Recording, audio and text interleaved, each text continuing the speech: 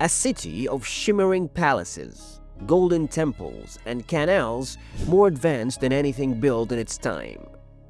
A kingdom so wealthy and powerful it ruled the seas. And then, in one single day and night, it was gone, swallowed whole by the ocean. Was Atlantis a real civilization erased by a catastrophe? Or was it the greatest legend humanity has ever told? For over 2,000 years, Atlantis has haunted human imagination. From ancient philosophers to modern archaeologists, from conspiracy theorists to Hollywood filmmakers, the idea of a lost utopia hidden beneath the waves has never let go of us. Atlantis is more than just a story. It's a mirror reflecting our greatest hopes and our darkest fears. Hopes of a perfect society, technologically superior, living in harmony with the world. Fears of arrogance, corruption, and collapse. But what if Atlantis wasn't just a myth? What if Plato's words were based on a memory of something real? A drowned civilization erased by time, waiting to be rediscovered beneath the waves. The origin of Atlantis begins not with explorers or treasure hunters. It begins with philosophy. Around 360 BC, Plato, one of the greatest thinkers in history, wrote two dialogues, Timaeus and Critias. In them, he recounts a story he claimed was passed down from Solon, an Athenian statesman who had traveled to Egypt. The Egyptian priests, Plato wrote, told Solon of a mighty empire that had existed 9,000 years earlier. It was called Atlantis, a vast island kingdom, larger than Libya and Asia combined, located beyond the Pillars of Hercules, the narrow strait we know today as Gibraltar. Atlantis, Plato said, was blessed with extraordinary riches. The land produced everything in abundance: fertile soils, exotic animals, precious metals like gold and orichalcum. Orichalcum is a mysterious red gold alloy said to shine like fire.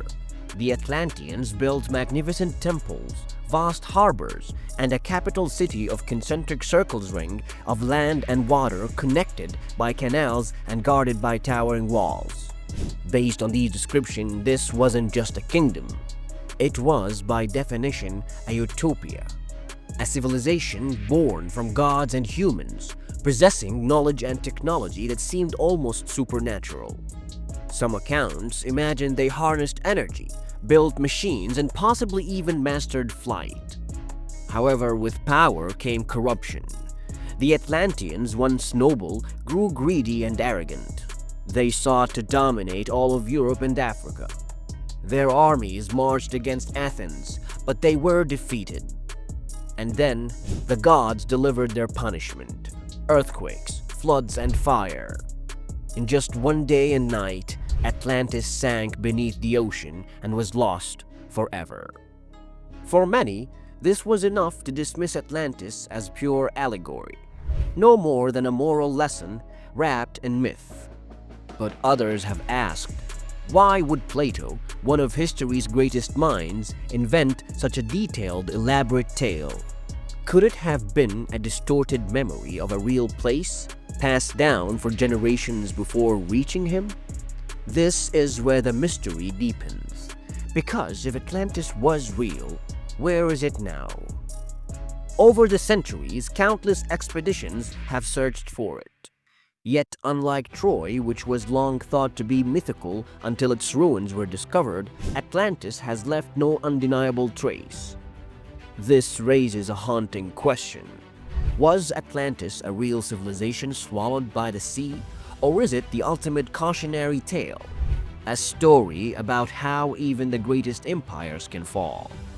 The theories about Atlantis' true location are as vast as the oceans themselves. For instance, we have the Mediterranean hypothesis. One of the strongest candidates lies not in the Atlantic, but much closer to home, the island of Santorini in Greece. In 1600 BC, the Minoan civilization flourished there, building grand palaces, intricate art, and advanced infrastructure. Then, disaster struck. The Thera volcano erupted in one of the most powerful explosions in recorded history. Entire towns were buried under ash, and giant tsunamis swept across the Aegean, devastating Crete Island and beyond. To survivors, it must have felt like the end of the world. Could the Minoans, their sudden rise and violent collapse, have inspired Plato's Atlantis? After all, the concentric harbor of Santorini even resembles his description of the Atlantean capital. Moving to the next hypothesis, the Atlantic hypothesis. Others insist Plato meant exactly what he wrote. Atlantis lay beyond the Pillars of Hercules in the Atlantic Ocean. Perhaps it was a real island, later destroyed by earthquakes or rising seas. After all, we now know that sea levels rose dramatically after the last ice age, drowning coastlines worldwide. Could Atlantis be one of those lost islands? Another one is the Caribbean theory. Some explorers look westward to the Caribbean. In the Bahamas, an underwater formation called the Bemini Road has fueled speculation since its discovery in the 1960s. Giant blocks of stone appear to form a roadway beneath the sea. Believers claim it's evidence for an ancient civilization. Skeptics dismiss it as a natural rock formation. The debate continues. Then comes the Antarctica hypothesis, the most radical theory of them all. Some argue that thousands of years ago the continent was ice-free and habitable. If true, Atlantis could have thrived there, only to be buried under glaciers after a sudden shift in Earth's crust.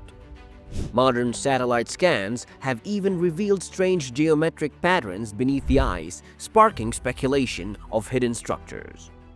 However, mainstream science warns us, these shapes could just as easily be natural. Beyond its location, Atlantis captivates us because of its supposed technology. Plato described advanced irrigation systems, massive canals, and grand architecture. Later interpretations, especially in modern times, have taken this further, imagining Atlanteans as a civilization centuries ahead of their time. Writers have claimed they harnessed electricity from crystals, flew airships, and tapped into energy sources lost to us today. While of course there is no evidence for these ideas, they fuel the legend that Atlantis wasn't just advanced, it was way too advanced. And this brings us to the real heart of Atlantis. Whether or not it existed, whether or not there was any civilization that matches that description, the story resonates because it speaks to a timeless truth, that civilizations, no matter how powerful, are fragile. They can easily collapse from arrogance, greed, or disasters beyond their control. As always, history offers us chilling parallels, like the Roman Empire, who thought they were indestructible, only to find themselves falling to corruption and invasion. The Mayan cities, once full of life, were abandoned. Pompeii vanished under volcanic ash. If it happened to all of them, why not Atlantis? Plato's tale may be more than just history. It may be a warning. Atlantis shows us that even the greatest societies can be erased overnight. And when we look at today's world, rising seas, climate change, unchecked ambition, it feels like the story of Atlantis is not ancient, but really modern. Leaving us with the question, what if the real message of Atlantis is not about a city we lost, but about the future we risk creating? Atlantis may never be found. Perhaps it never really existed. Or perhaps it waits, buried beneath the ocean, under ice, or hidden in plain sight. But maybe that's not even the point. You see, the true power of Atlantis lies in its ability to make us dream and to make us question. How many civilizations have been lost to time, their stories swallowed by earth and sea? How many secrets lie hidden beneath the waves, waiting for us to uncover them? Atlantis may be myth, but it is also memory. And in that memory is a message. Greatness is fragile. no empire lasts forever.